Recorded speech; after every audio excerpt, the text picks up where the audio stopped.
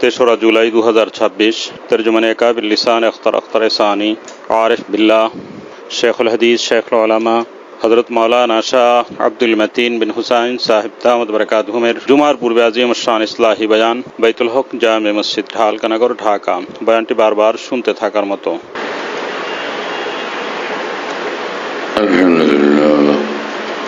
আলহামদুলিল্লাহ ওয়া কাফা ওয়া সালামুন আলা ইবাদিহিল্লাযীনা ইসতাফা। আম্মা বা'দ। أعوذ بالله من الشيطان الرجيم. بسم الله الرحمن الرحيم. ألف لام ميم.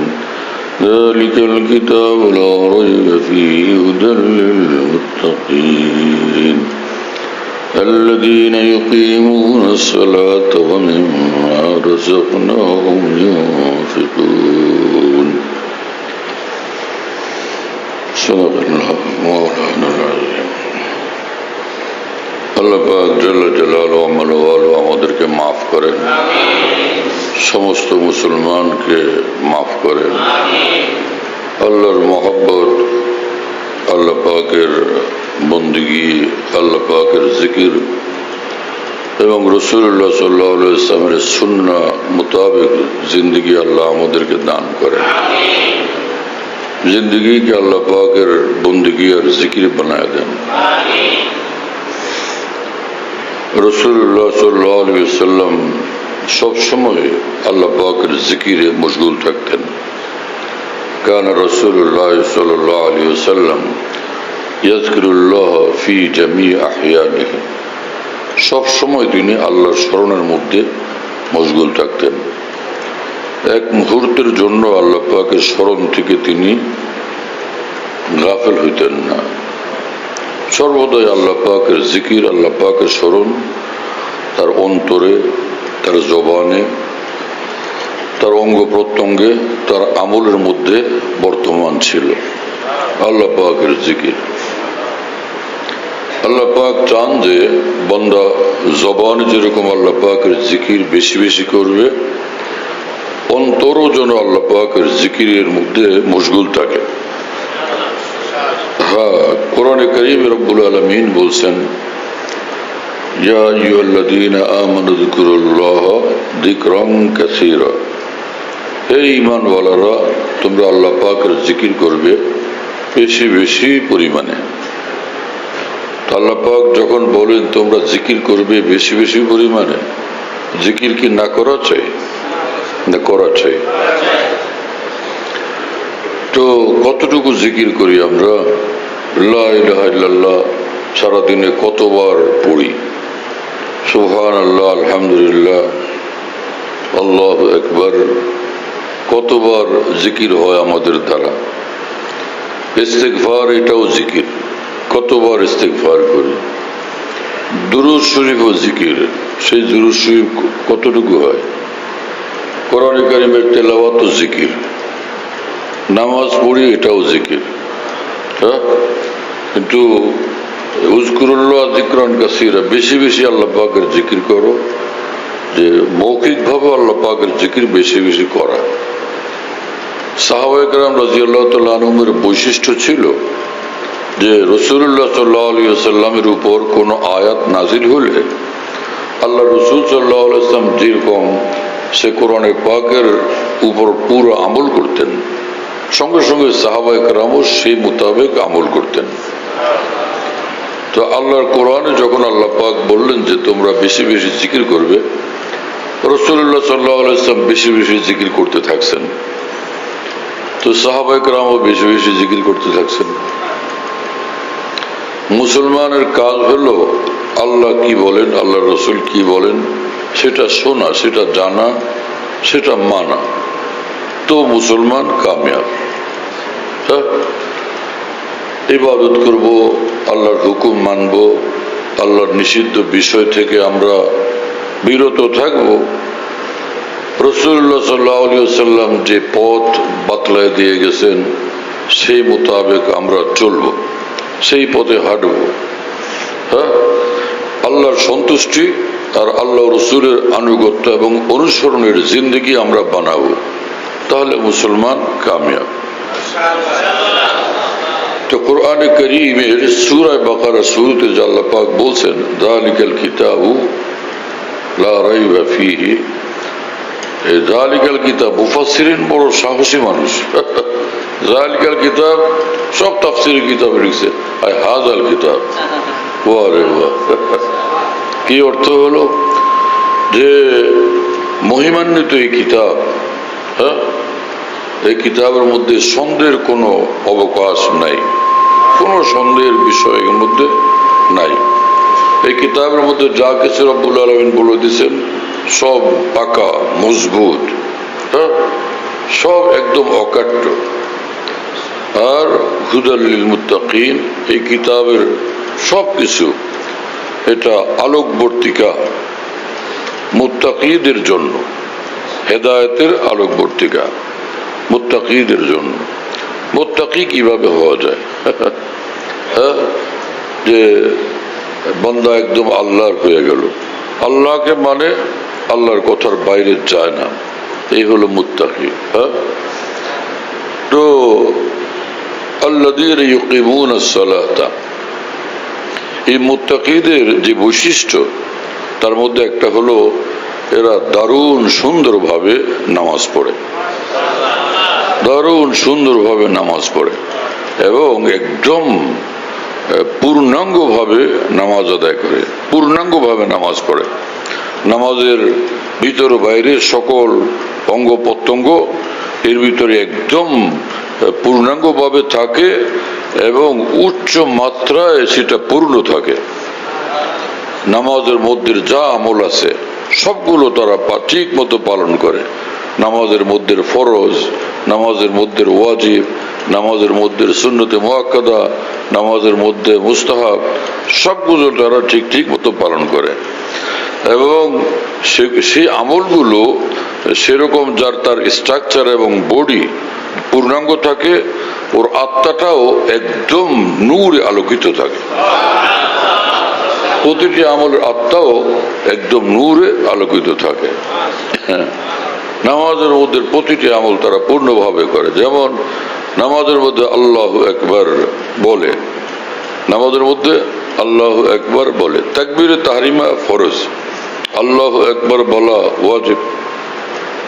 তাকবীরে তাহরিমা আল্লাহু আকবার, এটা তাকবীরে তাহরিমা। কি অর্থ তাকবীরে তাহরিমা? তাকবীর মানে আল্লাহু আকবার বলা। আল্লাহু আকবার বইলে এই নামাজের মধ্যে আল্লাহর জন্য যত সব বৈধ কাজ আমার জন্য আছে সবকে এখন আমি অবৈধ করে দিলাম। আমি এখন আর কোনো কিছুর মধ্যে নাই, আমি এখন আল্লাহ ছাড়া আর কিছু জানি না, আর কিছু সব হারাম, সব নিষিদ্ধ। এখন এখন না বাবার দিকে তাকানো, না বিবির দিকে তাকানো, না সন্তানের দিকে তাকানো, না মায়ের সঙ্গে কথা বলা, না বাবার সঙ্গে কথা বলা, না স্ত্রীর সঙ্গে কথা বলা, না সন্তানের সঙ্গে কথা বলা, না এখন না মাছ খাওয়া, না পোলাও খাওয়া, না কোরমা খাওয়া, না আম খাওয়া, না কাঁঠাল খাওয়া, হ্যাঁ, না এক ফোঁটা পানি খাওয়া। এখন এই সব কিছু হারাম করে দিলাম, নিষিদ্ধ করে দিলাম। কি আশ্চর্য ইসলামের এক আমল, যে দিনটা 24 ঘন্টা তুমি স্বাধীন, হ্যাঁ, কিন্তু তাহরিম হুয়া তাকবীর, নামাজে যখন দাঁড়াও আল্লাহু আকবার বলে এখন সবকিছু নিষিদ্ধ হয়ে গেছে। এখন একদম শুধু পুরোপুরি ভাবে আল্লাহ পাকের সঙ্গে মশগুল থাকো সম্পূর্ণরূপে। হ্যাঁ, যে আল্লাযীনা হুম ফি সালাতিহিম খাশিউন, নামাজের মধ্যে অন্তর আল্লাহর বড়ত্ব, আল্লাহর মহত্ব, আল্লাহর ভয়ে একদম ডুবা থাকবে। খায়ফুনা সাকিনুনা, এবং আল্লাহর সঙ্গে একদম পুরোপুরি সে মশগুল, আল্লাহ পাকের সঙ্গে। সাকিনুনা, অন্তর আল্লাহর সঙ্গে মশগুল, সর্ব অঙ্গ, চোখ আল্লাহর সঙ্গে মশগুল, এবং প্রতিটি অঙ্গ প্রত্যঙ্গ মহান আল্লাহর সঙ্গে মশগুল। এই নামাজের মধ্যে সব আল্লাহ পাকের সঙ্গে মশগুল। আর নামাজের ভিতরে 7 অঙ্গ আছে, এটা স্পেশাল ভাবে আরো নিবিড় ভাবে আল্লাহ পাকের সঙ্গে মশগুল। 2 হাত আছে, 2 পা আছে, হ্যাঁ, এগুলো একদম নামাজের মধ্যে আল্লাহ পাকের সঙ্গে মশগুল। কপাল সেজদা আল্লাহ পাকের সঙ্গে মশগুল হয়ে যায়, নাক আল্লাহ পাকের সঙ্গে মশগুল হয়ে যায়। হ্যাঁ, কি শান এই নামাজের! নামাজ কি আযীমুশ শান আমল। এই তো বান্দা নামাজের মধ্যে জবানের দ্বারা আল্লাহ পাকের জিকির করে, অন্তরের দ্বারা আল্লাহ পাকের জিকির করে, আর সর্ব অঙ্গ আল্লাহ পাকের জিকিরে মশগুল থাকে নামাজের মধ্যে। হ্যাঁ, জবানে আল্লাহু আকবার, আল্লাহ আল্লাহু আকবার মানে এমনি মানুষে তো লেখে বই টইতে যে আল্লাহ সবচেয়ে বড়। আল্লাহু আকবারের অর্থ থোড়া এখানে। আল্লাহু আকবার মানে আল্লাহ বড়। আল্লাহু আকবার মানে আল্লাহুল কবীর, আল্লাহ আল্লাহ বড়, আল্লাহ বড়। হ্যাঁ, কারণ সে একবার যদি ইসমে তাফজিল হয় তো মুফাজ্জল আলাইহি ওয়াসফে তাফজিলে মুশারিক হয়। তাহলে আল্লাহ বড়, আল্লাহর চেয়ে আরো কেউ বড় আছে নাকি? আল কিবরিয়া ও রিদাই ওয়াল আযামাতু ইজারি, আল্লাহ পাক বলছেন বড়ত্ব মহত্ব একমাত্র আমার ভূষণ, এটা আর কারো না। তো ফের আল্লাহর চেয়ে বড় আর কিছু নাই। হ্যাঁ, এবং আর অমুকে বড় তমুকেও বড়, তার চেয়ে আল্লাহ বড় না, বড় একমাত্র আল্লাহ, বড় একমাত্র আল্লাহ, মহান একমাত্র আল্লাহ। সুবহানাল্লাহ তাআলা বিহামদিহি। হ্যাঁ, আল্লাহু আকবার, আমার সামনে আল্লাহই বড়। এটা যেরকম যে মুখে বলে আল্লাহ বড়, অন্তরেও সে আল্লাহকে বড় জানে। আল্লাহর সামনে আর কাউকে জানে না। লা ইলাহা ইল্লাহু, আল্লাহ ব্যতীত কোনো মাবুদ নেই। হ্যাঁ, আল্লাহ ব্যতীত আর কোনো সৃষ্টিকর্তা নেই, আল্লাহ ব্যতীত আর কোনো মালিক নেই, আল্লাহ পাক ব্যতীত কোনো রিজিক দাতা নেই, আল্লাহ পাক ব্যতীত কোনো লালন কর্তা পালন কর্তা নেই, আল্লাহ পাক ব্যতীত জীবনদাতা মৃত্যুদাতার কেউ নেই। আল্লাহ আল্লাহ পাক এলেম হলা, এলেম তো আর কারো নাই, এলেম পুরো আল্লাহ পাকের, হায়াত আল্লাহ পাকের, কুদরত আল্লাহ পাকের। হ্যাঁ না, আর বাকি পৃথিবীর যাকে আল্লাহ যা দিচ্ছেন সে আল্লাহর বন্টন মোতাবেক যা ভাগে পাইছে পাইছে, সেটা আল্লাহ পাকের দান, এবং সেটা আল্লাহর সৃষ্ট। আল্লাহ পাক এটা তৈরি করছেন, এর বান্দাকে দান করছে, এটা তুমি খাও, এটা তুমি ভোগ করো, এটা তুমি নাও। যেটা আল্লাহর সেটা একমাত্র আল্লাহর। হ্যাঁ, আল্লাহ আল্লাহ, আল্লাহর কোনো বিষয়ের সঙ্গে কেউ শরীক নেই। আল্লাহু আকবার, সুবহানাল্লাহ বিহামদিহি। এবং ইস্তাওয়া আলাল আরশ, আল্লাহ পাক বলছেন যে আসমান, সাত আসমান জমিনকে আমি সৃষ্টি করছি। সুম্মা ইস্তাওয়া আলাল আরশ, এরপরে আল্লাহ পাক আরশের সিংহাসনে আসীন হয়েছেন। আরশে তিনি আসীন হয়েছেন, আজীব মামলা। এখন আরশে আসীন হয় কিভাবে? আরশ কুরসি আল্লাহ পাকের কোরআনে ঘোষণা আছে। এখন সে আরশে চেয়ারে বসে গেলাম, আল্লাহ কি চেয়ারে বসেন? তাহলে তো আমি চেয়ারে বসলাম মানে আমি চেয়ারের দিকে মুহতাজ। এক নম্বর দুই, চেয়ার একটা শুরু আছে শেষ আছে, তাই না? তা আরশ তো একটা সৃষ্টি, আল্লাহ পাক এটা সৃষ্টি করছেন, এটার একটা শুরু আছে শেষ আছে। এটার মধ্যে যদি আল্লাহ বসে যান তাহলে তো আল্লাহ তাআলা তো সীমিত হয়ে গেলেন, অথচ আল্লাহ পাক তো অসীম। আল্লাহ পাক অসীম না? হ্যাঁ, যে আরশ বানাইছেন সেটা কি অসীম না সসীম? এটা তো সীমিত, যত বড়ই হোক, যত বিশাল হোক, কিন্তু সেটা সীমিত। আল্লাহ যদি এটার মধ্যে বসে যান তাহলে আল্লাহ এর মধ্যেই ঢুকলেন, এই সীমার মধ্যে সীমাবদ্ধ হয়ে গেলেন, এমনটা তো আল্লাহ পাক না। কি কথা বুঝে আসছে না? তাহলে এখানে আল্লাহ পাক আরশে সমাসীন হলেন, সেটার অর্থটা কি? তাহলে মুশকিল ব্যাপার না? কিন্তু আল্লাহ তো আল্লাহ, এবং আল্লাহ অসীম, এটা তো ফাইনাল। এজন্য হযরত উম্মে সালামা রাদিয়াল্লাহু তাআলা আনহাকে জিজ্ঞাসা করা হয়েছিল যে আল্লাহ পাক আরশে আসীন হলেন, এটার অর্থ কি? হ্যাঁ, হযরত রাসূলুল্লাহ সাল্লাল্লাহু আলাইহি ওয়াসাল্লামের স্ত্রীরা সব বড় বড় আলেম ছিলেন। হ্যাঁ, সব কোরআনে কারিমের মুফাসসির ছিলেন। হযরত উম্মে সালামা রাদিয়াল্লাহু তাআলা আনহা বললেন, আল কাইফু গায়রু মাকুলিন, কিভাবে আল্লাহ পাক বলছেন এটা বুঝের বাইরে। এটা আল কাইফু গায়রু মাকুলিন। হ্যাঁ, সুবহানাল্লাহ তাআলা ওয়াল ইস্তিওয়াউ গায়রু মাজহুলিন। কথা বুঝে আসছে?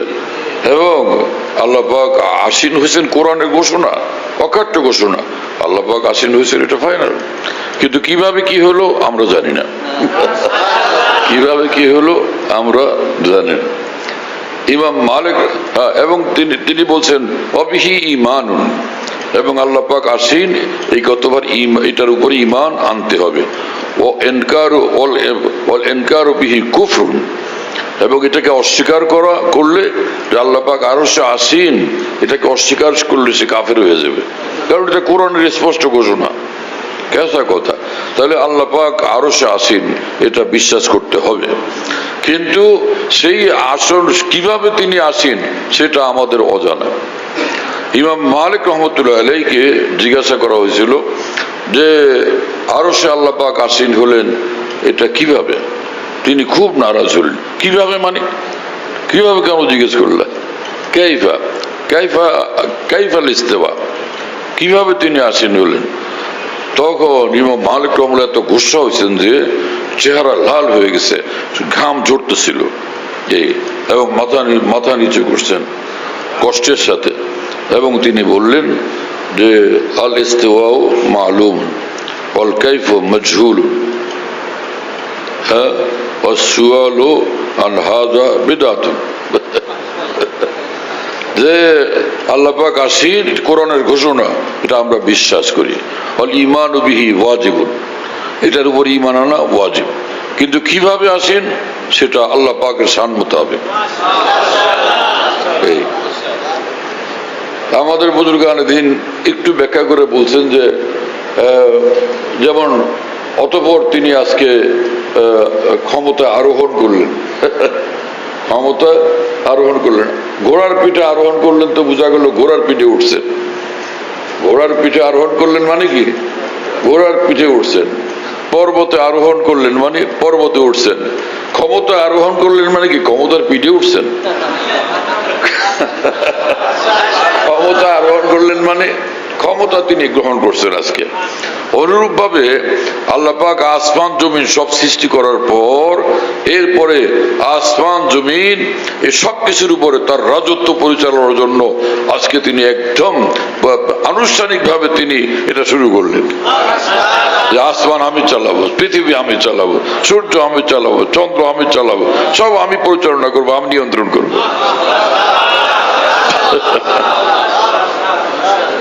আরো আসীন হলেন।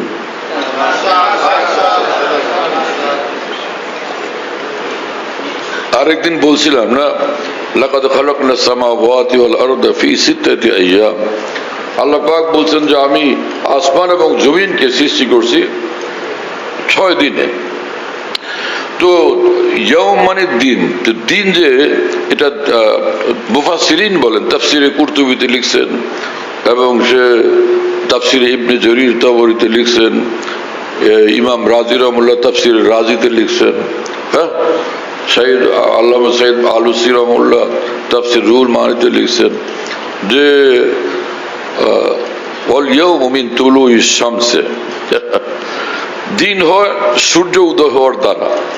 তখন তো সূর্য নাই, হ্যাঁ, সূর্য উদয় হলে এবং ডুবলে তখন একটা দিন। তো ওই সময় তো আসমান এবং জমিন সৃষ্টির পূর্বে তো এখন পর্যন্ত আরশ, এক বর্ণনা আল্লাহ পাকের আরশ ছিল, আরশ মা এবং হাওয়া, আরশ ছিল, পানি ছিল, হ্যাঁ, এবং বাতাস ছিল, আর সে আরশ ছিল আলাল মা, আরশ ছিল পানির উপরে। আজীব মামলা।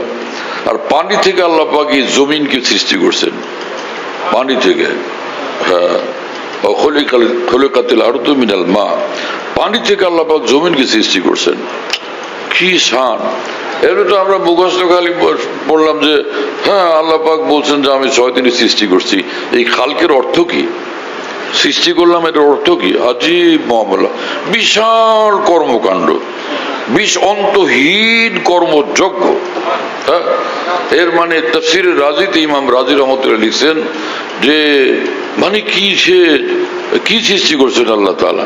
সাত আসমান, সাত জমিন, আরেক আয়াতে ওমা বাইনাহুমা, এবং এর মধ্যে যা কিছু সব সৃষ্টি করছেন, সেটা সৃষ্টি করছেন রব্বুল আলামিন। কিভাবে? এই প্রথম এর উপাদান সমূহ, ছোট ছোট গুড়ি গুড়ি যত উপাদান, হ্যাঁ, সূক্ষ্ম সূক্ষ্ম যে ক্ষুদ্র ক্ষুদ্র অংশ, এগুলোকে আগে সৃষ্টি করছেন। এই তারপরে ওইটা দিয়ে আবার বড় বড় অংশ সৃষ্টি করছেন। আজিব মামলা। যেমন মানুষের অঙ্গ প্রত্যঙ্গ তৈরি হলো, তো মানুষের অঙ্গ প্রত্যঙ্গ তৈরি হলো, এর মধ্যে ওই যে ছোট একটা চক্ষু, এটাও তৈরি করছেন আল্লাহ, সৃষ্টি করছেন। ওই জিহ্বাটা সৃষ্টি করছেন, কান সৃষ্টি করছেন, হ্যাঁ, বড় বড় অঙ্গ যেটা হাত এবং পা, এটা সৃষ্টি করছেন। তো হাঁটুটাও সৃষ্টি করছেন, তাই না? যেখানে যেখানে জয়েন্ট, এগুলো সৃষ্টি করছেন। আঙ্গুলগুলো সৃষ্টি করছেন, আঙ্গুলের জয়েন্টগুলো সৃষ্টি করছেন। তাহলে একটা মানুষের দেহ, এর মধ্যে এতটা অংশ, এতগুলো অঙ্গ, ছোট বড় ক্ষুদ্র ক্ষুদ্রাতি ক্ষুদ্র সব রকমের। তাহলে আসমান এবং জমি সৃষ্টি করছেন মানে কি বিশাল অন্তহীন কর্মকাণ্ড ছিল। সুবহানাল্লাহ ওয়া বিহামদিহি। হ্যাঁ, 6 দিনে। তো হযরত আব্দুল্লাহ ইবনে আব্বাস রাদিয়াল্লাহু আনহু বলছেন, ইমাম মুজাহিদ রাহমাহুল্লাহ বলছেন, যাহাক রাহমাহুল্লাহ বলছেন না যে 6 দিন মানে, কেউ 2 রকম মুফাসসিরিন, কেউ বলছেন মিন আইয়ামিদ দুনিয়া, যে দুনিয়ার যে ইয়ানি ফি ফি সিত্তাতে আইয়াম মানে ফি সিত্তাতে আওকাতিন, নির্দিষ্ট দুনিয়ার যে দিন, ফি মিকদারি সিত্তাতে আইয়াম, দুনিয়ার দিনের 6 দিনের পরিমাণে আল্লাহ পাক আসমান জমিন সব সৃষ্টি করে কমপ্লিট করছেন। হ্যাঁ, কিন্তু তাফসীরে তাবরী, তাফসীরে কুরতুবীতে বলছেন যে মিন আইয়ামিল আখিরা ওয়াল ইয়াউম, এক এক দিন যে আলফু সানাতিন মিম্মা তাউদ্দুন, এক এক দিন হলো 1000, যা তোমরা যে দিন গণনা করো সেই দিন হিসাবে আখিরাতের এক এক দিন হবে 1000 দিনের সমান। আখিরাতের একদিন দুনিয়ার 1000 দিনের সমান। সেই রকম 1000 দিনে আল্লাহ পাক এইরকম 1000 দিন, এরকম 6 দিনে, তার মানে 6000 দিনে আল্লাহ পাক আসমান জমিনকে কমপ্লিট করছেন। মামুলি ব্যাপার তো না, বিশাল ব্যাপার। কিন্তু মুফাসসিরিন বলেন যে আল্লাহ পাক চাইলে 1 সেকেন্ডের মধ্যে সব কমপ্লিট করতে পারতেন, কিন্তু আল্লাহ সেটা করেন নাই। যেমন আল্লাহ পাক চাইলে এই 1 মিনিটের মধ্যে কাউকে সন্তান দিয়ে দিতে পারেন, 1 মিনিটের মধ্যে সন্তান দিয়ে দিতে পারেন, কিন্তু আল্লাহ পাক এটা করেন না। আল্লাহ পাক একটা সুন্দর সুশৃঙ্খল নিয়মের মধ্যে করেন, যাতে করে বান্দারা আল্লাহর নিয়মকে ফলো করে দুনিয়ার কর্মকাণ্ড ধীরে ধীরে শান্তভাবে পর্যায়ক্রমে সুস্থভাবে সুশৃঙ্খলভাবে এক একটা বিষয় আঞ্জাম দেয়। কেউ এই কথা না মনে করে আমি গাছের থেকে নামবো, তাল গাছের মাথা, নারিকেল গাছের মাথার থেকে নামবো, ফাল দিয়ে আমি পড়ে যাবো, এই চিন্তা কারো মাথা যেন না আসে। যে আল্লাহ পাক আল্লাহ হয়ে যখন এক একটা জিনিস ধারাবাহিক ভাবে করেন, নিয়মতান্ত্রিক ভাবে করেন, তাহলে আমরা বান্দা, সামান্য আমাদের ক্ষমতা, তাহলে আমাদের তো একটা শৃঙ্খলার মধ্যে সবকিছু করা উচিত। কি কথা বুঝেন? বিয়ে করলেন, আর একজনের মেয়ে হয়েছে একসঙ্গে 2টা, কেন মেয়ে একসঙ্গে 2টা হলো? ওই জন্য বউর 3 তালাক দিয়ে দিচ্ছে না, বুঝবেন? আরে জাহেলি তো সন্তান হওয়া তো ওর বউর হাতে তো না, তা আল্লাহ পাকের হাতে। তুমি তার উপর ক্ষুব্ধ হইতেছো মানে তুমি জন্তুর চেয়েও অদব, তোমার মাথার খুলির মধ্যে জ্ঞান বলতে কিছুই নেই। কি কথা বুঝেন? তো একসঙ্গে 2 সন্তান হয়েছে, এটা কি ওর হাতের মধ্যে ছিল, ক্ষমতার মধ্যে ছিল? অনুরূপ ভাবে কেউ যদি বিয়ে করে পরের দিন সকালবেলা বলে যে এই বাচ্চা হলো না কি জন্য, বাচ্চা হলো না কি জন্য, আশপাশে সব বাড়িতে বাবু, আমার বাবু নাই, কপালে পড়া, তুই বিয়ে হলো গতকাল, এখনো বাবু হলো না, এরকম মাথা নষ্ট করলে বাবু হবে? সবাই জানে বাবু হওয়ার একটা নিয়ম আছে, কিন্তু আল্লাহ পাক জাল্লা জালালু আম্মানা ওয়ালু চাইলে ঠিক আজকে বিয়ে হলো আগামীকাল ভোরে বাবু হতে পারে না, সম্ভব তো এটা, কিন্তু আল্লাহ পাক এটা করেন না। আল্লাহ পাক করেন না যে যাতে বান্দারা ওইভাবে ধারাক্রমিক ভাবে সুন্দরভাবে সুশৃঙ্খল ভাবে কাজগুলো পৃথিবীতে করে। কি কথা বুঝেন না? যাতে এই পৃথিবীটা বিশৃঙ্খল, একটা বিশৃঙ্খলার আড্ডা না হয়ে যায়, ওটাকে শিক্ষা দেওয়ার জন্য মহান রব্বুল আলামিন এইভাবে আসমান জমি যে সৃষ্টি করছেন, এতটা সময় লাগায়া ধীরে সুস্থে করছেন যে আল্লাহ এইভাবে করেন, তাহলে আমাদের কিভাবে করা উচিত? বাকি যে আয়াতে পাক ওয়ালাকাদ খালাকনাস সামাওয়াতি ওয়াল আরদা ফি সিত্তাতি আইয়াম, যে আমি 6 দিনে সৃষ্টি করছি, এটা আল্লাহ পাক যে কোরআন শরীফে বলছেন, এটার কারণ কি? আয়াতে শান নুজুল হলো যে আরবের মুশরিকরা ওরা যে 360 মূর্তি বানায় ওগুলার খোদা হিসাবে পূজা করতো না, খোদা হিসাবে পূজা করতো, এবং এক একটার এক এক দায়িত্ব মনে করতো। সে রিজিক দেয়, সে মৃত্যু দেয়, সে জীবন দেয়, নাউজুবিল্লাহ, খামোখা। তো আরব দেশে, আচ্ছা, আসমানি এক কিতাব হলো তৌরাত। তৌরাত কিতাবের মধ্যে আল্লাহ পাক এটা নাজিল করছেন যে আসমান জমিনকে আমি 6 দিনে সৃষ্টি করছি। আসমান জমিন এবং এর মধ্যে যা আছে সবকিছুকে আমি 6 দিনের মধ্যে সৃষ্টি করছি। কি কথা বুঝে আসছে? তো এই আরবের ইহুদিরা আরবদের সঙ্গে মিলেমিশে থাকতো তো, হ্যাঁ, ওদের কাছে ওরা শুনতে থাকছে যে আসমান জমিন 6 দিনে সৃষ্টি হয়েছে, আসমান জমিন 6 দিনে সৃষ্টি হয়েছে, 6 দিনে সৃষ্টি করা হয়েছে। তো ওইটা আল্লাহ পাক আয়াতে পাকে সেটাকে কেন্দ্র করে, ওই ব্যাকগ্রাউন্ডকে কেন্দ্র করে এখানে বলছেন, এই 6 দিনে যে আসমান জমিন সৃষ্টি করলো এটা তো তোমরা সকলে বিশ্বাস করো। 6 দিনে আসমান জমিন সৃষ্টি হয়েছে, আর 6 দিনে যিনি সৃষ্টি করছেন তিনি আমি। 6 দিনে যিনি সৃষ্টি করছেন তিনি আমি আল্লাহ। আর না হলে আয়াতে পাক দ্বারা ডাইরেক্টলি ইস্তেদলাল তাওহীদ হয় না। তাদের যে ওরফ ছিল, সে ওরফের দ্বারা ইস্তেদলাল, যেটা যে বিষয়টা ওখানে সকলের কাছে প্রসিদ্ধ এবং স্বীকৃত ছিল, ওইটাকে ধরে আল্লাহ পাক বলছেন যে তোমরা যে বলো 6 দিনে সৃষ্টি হয়েছে, 6 দিনে সৃষ্টি করলো কে? যিনি সৃষ্টি করছেন তিনি আমি।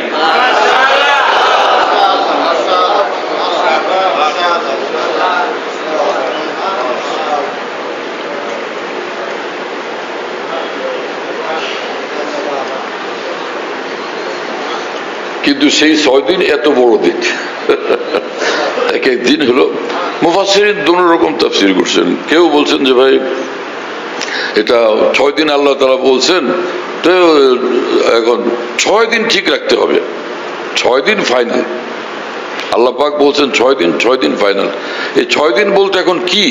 একটা হলো যে 6 দিন মানে দুনিয়ার জীবনে, মিন আইয়ামিদ দুনিয়া, দুনিয়ায় তোমরা যে তোমাদের যেরকম দিন এইরকম ঠিক 6 দিনের পরিমাণের মধ্যে আল্লাহ পাক সব করে দিয়েছেন। এই আরেক তাফসীর হলো না, এই আয়াতের অর্থ 6 ঠিক আছে, কিন্তু 6 মানে এক এক দিন 1000 দিনের সমান। আর কি হয়েছে সেটা তো আর আমরা ওই সময় দেখে আসি নাই। আল্লাহ পাকের 6 দিন এটা ফাইনাল, এটা ঠিক আছে। বাকি এটার ব্যাখ্যা কি সেটা আল্লাহ পাক ভালো জানেন। আমরা 6 দিনের কথা এটার উপরে ঈমান আনলাম, বিশ্বাস করলাম, আলহামদুলিল্লাহ রাব্বিল আলামিন। তো আল্লাহ পাক আসমান বানাইছেন, জমিন বানাইছেন, পৃথিবী বানাইছেন, সবকিছু বানাইছেন, সবকিছু করছেন। আবু আতিশ খাক ও বাদ ও বন্দান বানানতু মুর্দা বাহু জিন্দান, সমস্ত পৃথিবী সবকিছু আল্লাহ পাকের কথা মোতাবেক চলে, আল্লাহ পাকের হুকুম মোতাবেক চলে। আমরা মনে করি ওরা নির্জীব, ওরা কেউ নির্জীব না, ওদের সকলের প্রাণ আছে। ওরা আর কারো কথা বুঝুক না বুঝুক, আল্লাহর কথা ঠিক মতো বুঝে, আল্লাহ পাকের কথা ঠিক মতো বুঝে। এই জন্য ইমাম আব্দুল ওয়াহাব শাহরানী রহমতুল্লাহ লিখছেন যে যারা আল্লাহর ওলি তারা যে কোনো জায়গায় গেলে এই কথা মনে করেন না এখানে তো কোনো মানুষ নাই, অতএব এখন আর আমাদেরকে কেউ দেখে না। তারা প্রথমে মনে করেন যে গাছগাছালি আমাকে দেখে, লতা পাতা আমাকে দেখে, ফল ফুল আমাকে দেখে, এরা সব আল্লাহর সাক্ষী, আল্লাহর তরফ থেকে নির্ধারিত। এই জমিন আমাকে দেখে, এই মাটি আমাকে দেখে, হ্যাঁ, এই পানি আমাকে দেখে। আমাকে দেখে না এরকম কেউ নেই, সবাই আমাকে দেখে। আর আল্লাহ তো দেখেনি সর্বত্র আমাদেরকে, আমাকে দেখে না এরকম কেউ নেই, সবাই আমাকে দেখে। এই জন্য তারা মনে করেন যে লুকানোর কোনো জায়গায় নেই, লুকানোর কোনো জায়গায় নেই। সুবহানাল্লাহ বিহামদি। হ্যাঁ, তো এবং এই আসমান জমিন সবকিছু আল্লাহ পাক সৃষ্টি করলেন কেন?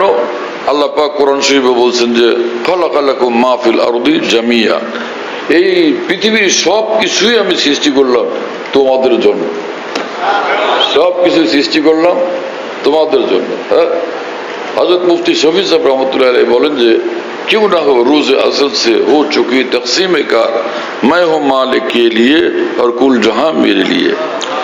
তিনি বলেন যে সারাটা পৃথিবী আল্লাহ বানাইছেন আমাদের জন্য, আমার জন্য। আমাকে বানাইছেন সে আল্লাহর জন্য। এই পৃথিবীর সবকিছু আমার জন্য, আমি আল্লাহর জন্য। সবকিছু আমার জন্য আর আমি আল্লাহর জন্য। সুবহানাল্লাহ তাআলা বিহামদি। হ্যাঁ, তো আল্লাহর জন্য যে আমি কিছু করব, তার মধ্যে সবচেয়ে বড় জিনিস তো ঈমান। হ্যাঁ, ঈমান। তারপরে অন্তরের আমলের মধ্যে হলো আল্লাহ পাকের মহত্ববোধ, আল্লাহকে সবচেয়ে বড় জানা, আর এই আল্লাহ পাকের মহব্বত, আল্লাহ পাকের অন্তরের দ্বারা আল্লাহ পাকের মহব্বত, অন্তরের দ্বারা আল্লাহ পাকের স্মরণ যেখানেই থাকি। হ্যাঁ, আল্লাহ পাকের স্মরণ অন্তরের মধ্যে যে জীবন্ত থাকে, জাগ্রত থাকে। হ্যাঁ, फिरता हूँ दिल में यार को मेहमा किए हुए, रोए जमी को पूछा जाना किए हुए। দুনিয়ার যেখানে যাই অন্তর আল্লাহ পাকের সঙ্গে মশগুল, অন্তর আল্লাহ পাকের সঙ্গে মশগুল। কথাবার্তা হয়, लबू पे गो है हंसी भी हरदम और आंख भी मेरी तर नहीं है, मगर जो दिल रो रहा है पैहम किसी को उसकी खबर नहीं है। যে এমনি সকলের সামনে সে যখন হাসে এক ঈমানওয়ালা, তখনও দিল আল্লাহ পাকের সঙ্গে মশগুল, অন্তর তখনও আল্লাহ পাকের মহব্বতে বিগলিত হচ্ছে, এবং অন্তর তখনও আল্লাহর জন্য কান্নাকাটি করতেছে। অন্তর তখনও ঠোঁটে হাসি, কিন্তু অন্তর আল্লাহ পাকের জন্য কান্নাকাটিতে মশগুল। এই হলো ঈমানওয়ালার শান। আল্লাহ আমাদেরকে এরকম অন্তর দেন, এরকম ঈমান দেন। তো নামাজ হলো যে সবচেয়ে জাহেরি আমলের মধ্যে সবচেয়ে বড় ইবাদত, বড় আমল হলো নামাজ। হ্যাঁ, সুবহানাল্লাহ বিহামদি। ইউকিমুনাস সালাতা, নামাজের শুরু থেকে নিয়ে প্রতিটি আমলকে এই ইউকিমুনাস সালাতা, ইউকাম্মিলুনাস সালাতা, ইউআদ্দুনাহা বিজামি হুকুকিহা। হ্যাঁ, যে নামাজকে ঈমানওয়ালারা আদায় করে একদম ওর সব হক সহকারে, পরিপূর্ণ হক আদায় করে নামাজ পড়ে ঈমানওয়ালারা। হ্যাঁ, সুবহানাল্লাহ। নামাজের বড় আজীব শান। আল্লাহ আমাদেরকে নামাজ পড়ার জন্য কবুল করেন, নামাজ পড়ার তৌফিক দান করেন।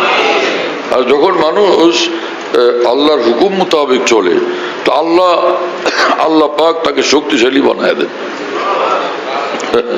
যে পুরানা বুড়া মানুষ থাকে, বৃদ্ধ মানুষ, মুরব্বী মানুষ, নামাজ পড়তে পড়তে পড়তে পড়তে জিন্দিগি এখন 80 বছর হয়েছে, এরকম লোক যদি একটা জোর দিয়ে কথা বলে না, সবাই কাঁপতে থাকে। এই আর কেউ কথা কেউ না, বড় মুরব্বী বলছেন, আমরা এটা মেনে নিলাম। এই যে তার মধ্যে যে পাওয়ারটা আসলো কোত্থেকে? ঈমানের পাওয়ার, আল্লাহ পাকের মহব্বতের পাওয়ার, আল্লাহ পাকের জিকিরের পাওয়ার, হ্যাঁ, এবং নামাজের নূরের পাওয়ার, নামাজের নূরের পাওয়ার। এই মসজিদের সঙ্গে আল্লাহ পাকের ঘরের সঙ্গে তার অন্তরের সম্পর্কের পাওয়ার এটা। এই কিন্তু এইরকম পাওয়ারফুল কথা কোনো বিধর্মী বলতে পারে না। এইরকম বিধর্মী এই কথা বলতে পারে না, গলা ফাটাইতে পারে, কিন্তু এরকম ভারী কথা, এরকম গাম্ভীর্যপূর্ণ কথা, এরকম ওজস্বীন কথা কোনো কাফের মুশরিকের ভিতর থেকে বের হইতে পারে না। রাসূলুল্লাহ সাল্লাল্লাহু আলাইহি ওয়াসাল্লাম একটা গাছের সঙ্গে নিজের তলোয়ার ঝুলায় রেখে পরে তিনি ঘুমায় গেছেন। এই কথা বুঝেন না? সফরের মধ্যে কাফের সেটা খেয়াল করছে, দেখে ওখানে আসছে, আয়সা তলোয়ারটা হাতে নিছে, নিয়ে যেই তলোয়ার হাতে নিয়ে আওয়াজ দিছে, রাসূলুল্লাহ সাল্লাল্লাহু আলাইহি ওয়াসাল্লামের ঘুম ভাঙছে। তো সে কি কথা বুঝেন না, সে তখন তলোয়ার তুলে বলে যে, এই এখন তোমাকে রক্ষা করবে কে? রাসূল সাল্লাল্লাহু আলাইহি ওয়াসাল্লাম আওয়াজ দিয়ে বলেন, আল্লাহ রক্ষা করবেন। কাঁপতে কাঁপতে ওর হাত থেকে তলোয়ার পড়ে গেছে। রাসূল আকরাম সাল্লাল্লাহু আলাইহি ওয়াসাল্লাম তলোয়ারটা তাড়াতাড়ি নিজের হাতে নিচ্ছেন, হাতে নিয়ে বললেন যে এই তোর এখন রক্ষা করবে কে? আমারে বাঁচান, আমারে বাঁচান। ঈমানওয়ালার সাহস কি, শক্তি কি? মান ইত্তাকাল্লাহ আশা কবিয়ান, যে ঈমানওয়ালা হয়, যে ঈমানওয়ালা হয়, অন্তর যার আল্লাহওয়ালা হয় এবং জিন্দেগি যার আল্লাহওয়ালা হয়, সে ভীষণ শক্তিশালী হয়, ভীষণ সাহসী হয়, ভীষণ শক্তিশালী হয়। এজন্যই কাফেররা এই সম্মুখ যুদ্ধে মুসলমানদের সঙ্গে পারে না। মুসলমানরা এক একটা কয়েকটারে ভর্তা ভর্তা করে ফেলে। এখন ওই অস্ত্রের দুনিয়া, বাতাসের উপরে জঙ্গি বিমান নিয়ে এসে ধরাম ধরাম কতগুলো বোম মেরে দিল। আরে সামনাসামনি খাড়া দেখি, সামনাসামনি খাড়ায় দেখ যে ঈমানওয়ালার সঙ্গে তোদের কি অবস্থা হয়, খবর হয়ে যাবে মুহূর্তের মধ্যে। আর শিয়ালের মতো পালাইতে পালাইতে কোনো কুল কিনারা পাবে না এরা। হ্যাঁ, এখন ওই যে বম টম কতগুলি নিয়ে খালি বেচকি দেয়, এরকম বেচকি তো বান্দরও দেয়। গাছের মাথায় উঠে বান্দরে বেচকি দিলে মানুষ ভয় পায় না? তখন এরকম বেচকি দেয় যে ফাল দিবে গায়ের উপরে, মানুষ উঠে দৌড় দেয় কিনা? তো এখন এই দুনিয়াতে যত সব এই অত্যাধুনিক যে প্রযুক্তি যেগুলো ব্যবহার করে বেচকি দেয়, এইরকম ওই বান্দরের বেচকি দেওয়ার মতো। আর না হলে মুসলমানদের সামনাসামনি হোক, ফের দেখো ঈমানওয়ালাদের শক্তি কি।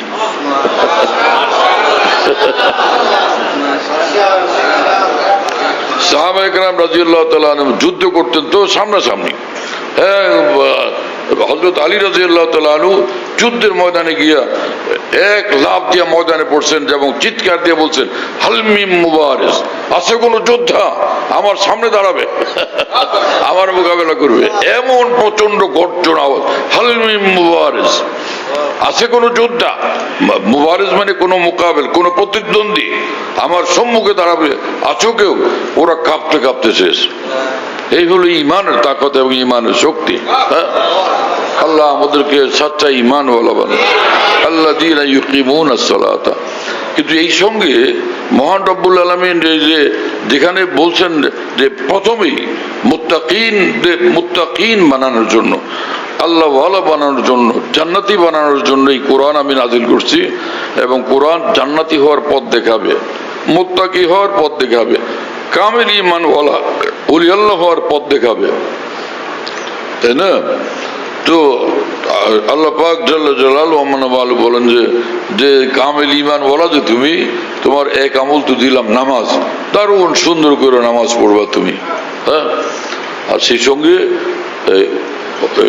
ওমিম্মা রাযাকনাহুম ইউনফিকুন, আরেকটা জিনিস হলো আমি দিব, সেখান থেকে তুমি কিছু দিবা, কিছু দিতে থাকবা। মিম্মা রাযাকনাহুম ইউনফিকুন, যারা মুত্তাকিন, যারা আল্লাহ ওয়ালা।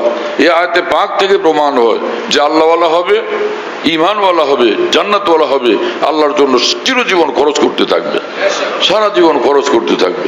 ঈমানওয়ালাদের এই চরিত্র হইতে পারে না যে ওই এক জায়গায় এক মসজিদে 10 টাকা দিয়া সারা জীবন বলতে থাকে, আরে ভাই আমি তো কত জায়গায় যে দেই, আপনারা তো দেখেন না, আমি মুন্সিগঞ্জের মানুষ, আমি সিলেটের মানুষ, আমি সুনামগঞ্জের মানুষ, খাগড়াছড়ির মানুষ, আমি দিতেই থাকি, আপনারা তো টের পান না।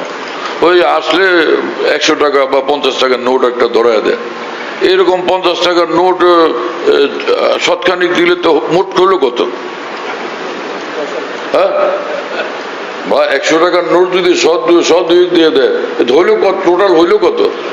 আমি তো অনেক জায়গায় সম্পর্ক রাখি, অনেক এই সকল বয়ান দেওয়ার দরকার আছে। যে যেখান থেকে আওয়াজ দেখ আল্লাহর দ্বীনের জন্য, আল্লাহ পাক আমাকে ক্ষমতা দিলে, সামর্থ্য দিলে, আমি সেখানে তো কিছু সহযোগিতা করা চাই, শরীক হওয়া চাই। সাহাবায়ে কেরাম রাদিয়াল্লাহু তাআলা আনহুম দিন রাত খরচ করতে থাকতেন, রাসূলুল্লাহ সাল্লাল্লাহু আলাইহি ওয়াসাল্লামের দ্বীনের কাজে সহযোগিতা করতে থাকতেন। এরকম তো বলেন না যে আমি গত মাসে দিছিলাম তো, হ্যাঁ আবার এই মাসে আবার আমার কথা বলেন আপনি, আমি কিভাবে দেব? সম্ভব? টাকায় কামাই কয় টাকার দেব কয় টাকা? ঈমানওয়ালার শান না, তার মধ্যে যে সামর্থ্য আল্লাহ পাক দান করছেন সেটা আল্লাহ পাক তো দেখেন, আর কেউ না দেখলো সে আলোকে দিতে থাকা চাই। হ্যাঁ, এবং অনেকের দিতে মন চায়, দেয়, খুশিতে দিয়ে দেয়। হ্যাঁ, সেদিনে যে করাচির এক বুজুর্গ মানুষ, অনেক বড় বুজুর্গ, তো ওনার সঙ্গে প্রতিদিন ফোনে আমার সঙ্গে কথা বলেন, একদিনও বাদ দেন না, প্রতিদিন ফোন করেন, যোগাযোগ করেন। তা আমি বললাম যে আলহামদুলিল্লাহ আজকে একটা খুশির খবর আছে, যে আমি নিজে খুশিতেই বলতেছিলাম যে আমাদের মসজিদে এই যে 2 জুমা না 3 যুগ আগে বলছিলাম না যে ভাই আমাদের মসজিদে এরকম কাজ, এখানে লাগবে 7 লাখ টাকা। তো সেদিনই আলহামদুলিল্লাহ 7,60,000 টাকা লেখাইছেন সাথীরা, নগদ বাকি মিলে 7,60,000 হয়েছে। এই মাত্র কয়েক মিনিটে আমরা বললাম, সাথীরা শরীক হলেন, মুসল্লি ভাইয়েরা আমাদের সব।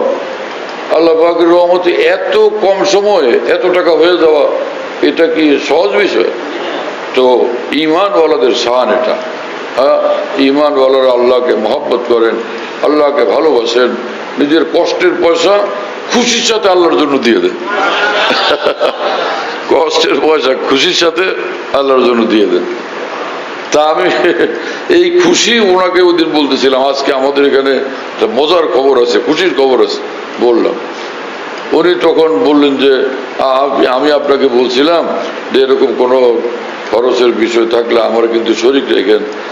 তো আমার শরীক রাখেন। আমার শরীক রাখবো কি এখানে?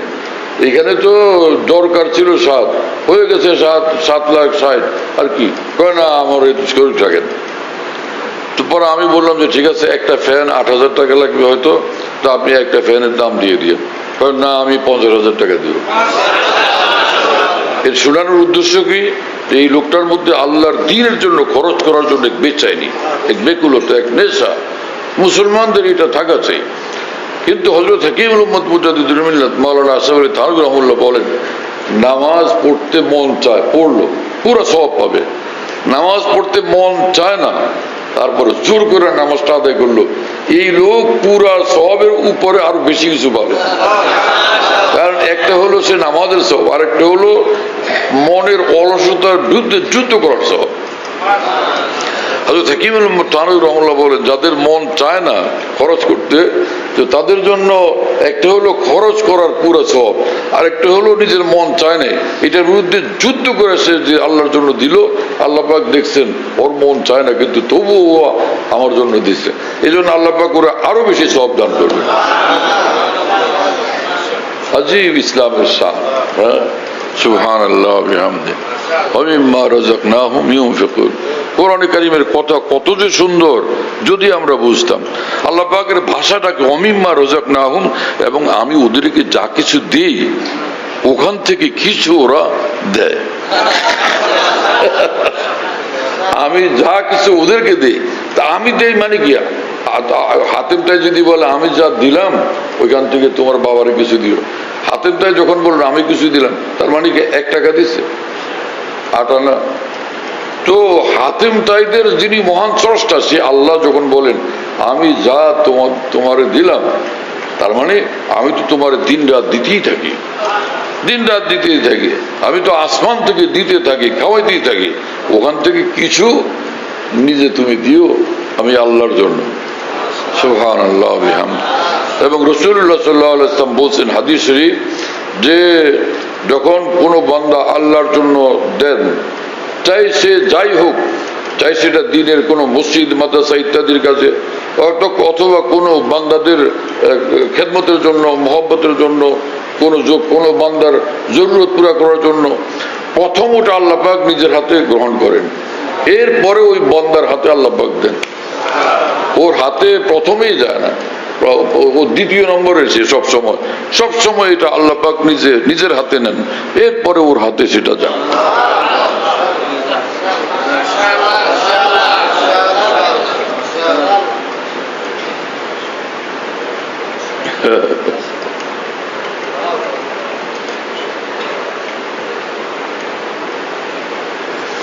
আর নামাজ তো কি জিনিস, সুবহানাল্লাহ ওয়া বিহামদিহি। হ্যাঁ, 2 জিনিস এই দুনিয়াতে আশ্চর্য ধরনের, একটা হলো নামাজ, একটা হলো কোরআনে কারীমের তেলাওয়াত।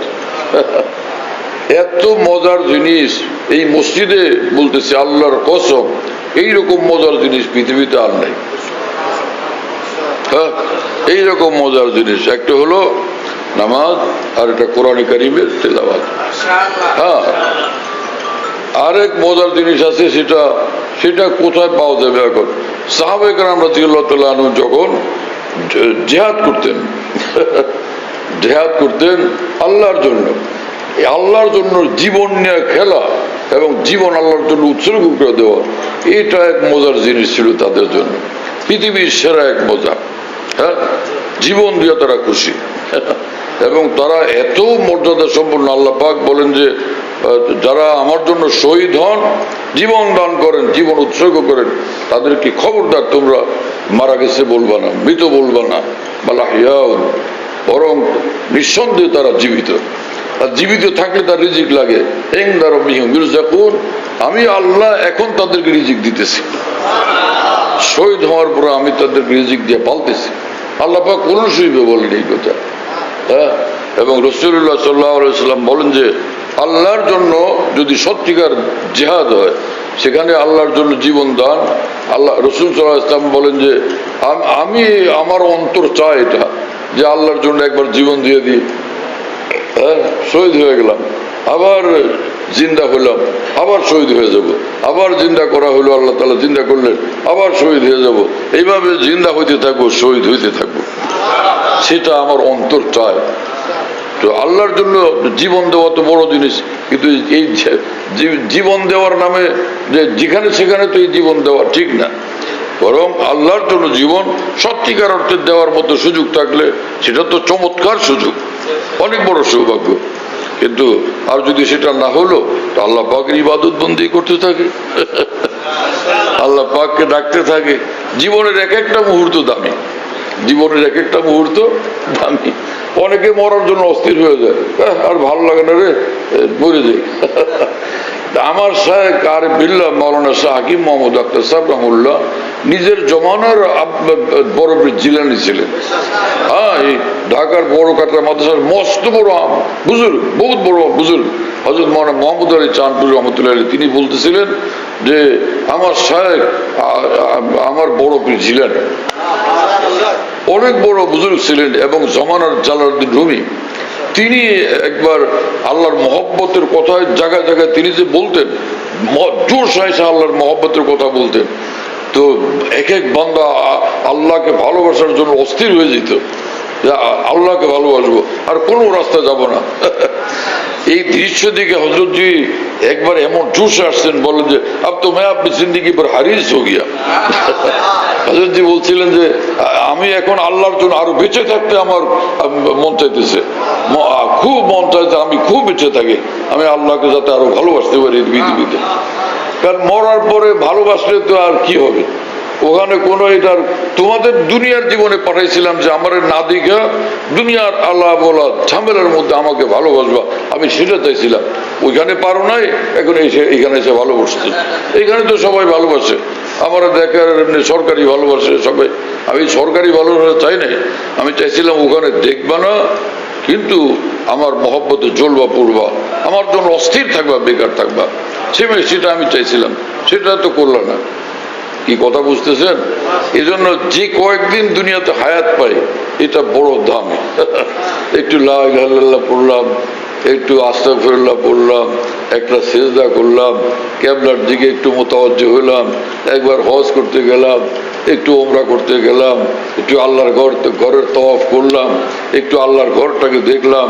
হ্যাঁ, আল্লাহর ঘরে যাইতে পারিনি, এখানে আল্লাহর কোরআনটা একটু হাতে নিয়ে একটু পড়লাম, 1-2 পৃষ্ঠা 10 পৃষ্ঠা না পড়তে জানি না, আল্লাহর কোরআনটা হাতে নিয়ে মসজিদে এক জায়গায় চুপচাপ গোপনে বসে বসে দেখলাম, এটা আমার আল্লাহর কিতাব, এটা আমার আল্লাহর কোরআন।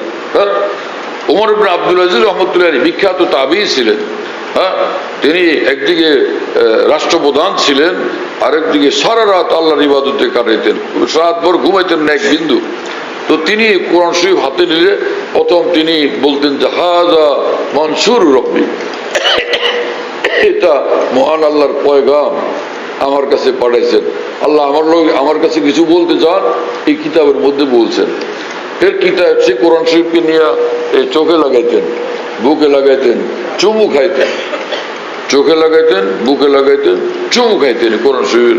তো এটা বসে বসে পড়তে না পারলে অন্তত চোখে লাগান, বুকে লাগান, চুমু খান, আর নিজে দেখেন যে আহা আমার মাওলার, আমার রব্বুল আলামিনের, আমার আল্লাহর কিতাব, এই কিতাব।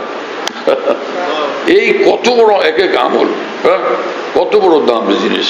আল্লাহ আমাদেরকে কবুল করেন, আল্লাহ আমাদেরকে মাফ করেন, আমাদের সকলকে, আমাদের সকলের জন্য জান্নাতুল ফিরদাউস মঞ্জুর করেন। এইরকম না যে আমাদের পার্টির লোকেরা খালি জান্নাতে যাবে, আমাদের দল এবং জামাতের লোকেরা, এইরকম বিষয় নেই। এই সকল কথা যারা বলে পাগলামি করে, এগুলো পাগলের দল।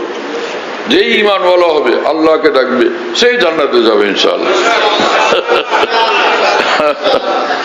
ঈমানওয়ালার দিল বড় থাকা চাই, যে আমরা আর মামারা জান্নাতে যাব, বাকি জন কেউ ঢুকতে না পারে, খেয়াল রাখিস। আরে এটা কেমন কথা, এ তো একদম বদ্ধ পাগল এগুলি। আল্লাহ আমাদের সকলকে, সমস্ত মুসলমানকে জান্নাতের জন্য কবুল করেন। ওয়া আখিরু দাওয়ানা আলহামদুলিল্লাহি রাব্বিল আলামিন, সাল্লাল্লাহু আলা নবিয়্যিল কারীম। আমাদের ঢালকানগর খানকাহে যেখানে আমি আছি, আমাদের এখানে যদিও খানকাহ আমদাদি আসামি আছে, কাছাকাছি আরেকটা আছে, তাই না? তো আমরা এখানে এই নামে এখন এটাকে বলি যে খানকা ইয়াদগারে হাকিমুল উম্মত। বলো খানকা ইয়াদগারে হাকিমুল উম্মত, বলো সবাই। খানকা ইয়াদগারে হাকিমুল উম্মত, মনে রাখো, বলো খানকা ইয়াদগারে হাকিমুল উম্মত। হাকিমুল উম্মতের স্মৃতি এখানে স্মরণকারী খানকা। হ্যাঁ, হাকিমুল উম্মতের কথাবার্তায় আলোচনা হয় আলহামদুলিল্লাহ, একটা নাম, কিন্তু তামাম আকাবের কথাই আলোচনা হইতে থাকে আলহামদুলিল্লাহ। বাইতুল হক জামে মসজিদ, ছাপড়া মসজিদ বলে, 5 তলা বিল্ডিং, ওটার নাম ছাপড়া মসজিদ। সেই পুরানো নাম এটা আছে। তো ছাপড়া মসজিদ, সেখানে প্রত্যেক ইংরেজি মাসের দ্বিতীয় বৃহস্পতিবার আসর থেকে রাত 10টা সাড়ে 10টা পর্যন্ত এখানে মাসিক ইজতেমা হয়। যাদের সহজে আসা সম্ভব, আসবার চেষ্টা করবেন ইনশাআল্লাহ, মাসে একদিন ইনশাআল্লাহ তাআলা মজলিসের দ্বারা ফায়দা হবে। আল্লাহ তাআলা কবুল করেন। এখানে যে মাসিক মজলিস হয়, খোলাফায়ে কেরাম যারা আছেন সারা দেশে নিজ নিজ জায়গা থেকে মাইক লাগায় সেটা শোনার ইহতেমাম করলে ভালো হবে। কমপক্ষে এতটুকু যে এশার নামাজের পরে, সেদিন ইজতেমার দিন এশার নামাজের পরে যেটুকু মজলিস হয়, কিতাব থেকে পড়ে শোনানো হয়, তারপরে আমি নিজে মজলিসে বসি, হয়তো কথা বলি। তো সেই অন্তত এশার পরের অংশটুকু যেন সারা দেশের খোলাফায়ে কেরাম নিজের জায়গা থেকে শুনবার ব্যবস্থা করা, নিরাপদে সম্ভব হলে সেটা করবেন। আল্লাহ তাআলা কবুল করেন। খানকা বিডি এই অ্যাপস, এটা খুলতে পারলে ওর মধ্যে বয়ান, কবিতা, বুকস ইত্যাদি সব একসঙ্গে পাওয়া যায়। খানকা বিডি হলো এরকম, স্পেলিং হলো KHANQAH, এর সঙ্গে লাগালাগি বিডি, খানকা বিডি। এই অ্যাপসটা খুললে ওর ভিতরে বয়ানগুলো পাওয়া যায়, এটা ডাইরেক্ট শোনা যায়, এবং ডাইরেক্ট শোনা যায়। হযরতুল্লাহ দামাত বারাকাতুহুর বয়ান, যেখানে বয়ান করেন, সব বয়ান নেটের মাধ্যমে, টেলিগ্রামের মাধ্যমে পাওয়া যাচ্ছে। হযরতুল্লাহ দামাত বারাকাতুহু যখন বয়ান করেন, বয়ানটা আমরা দেশ বিদেশ থেকে, দুনিয়ার যে কোনো জায়গা থেকে আমরা পেতে পারি। এই জন্য মুফতি শহীদুল ইসলাম হুজুরের নম্বরে যোগাযোগ করবেন, 01715 80 18 69, 80 18 69, 01715 80 18 69, যাতে মনে থাকবে ইনশাআল্লাহ সবার। 01715 80 18 69। বলো ভাই, 01715 80 18 69। অনেক সোজা তো ভাই, মাশাআল্লাহ, অনেক সোজা করে দিছে।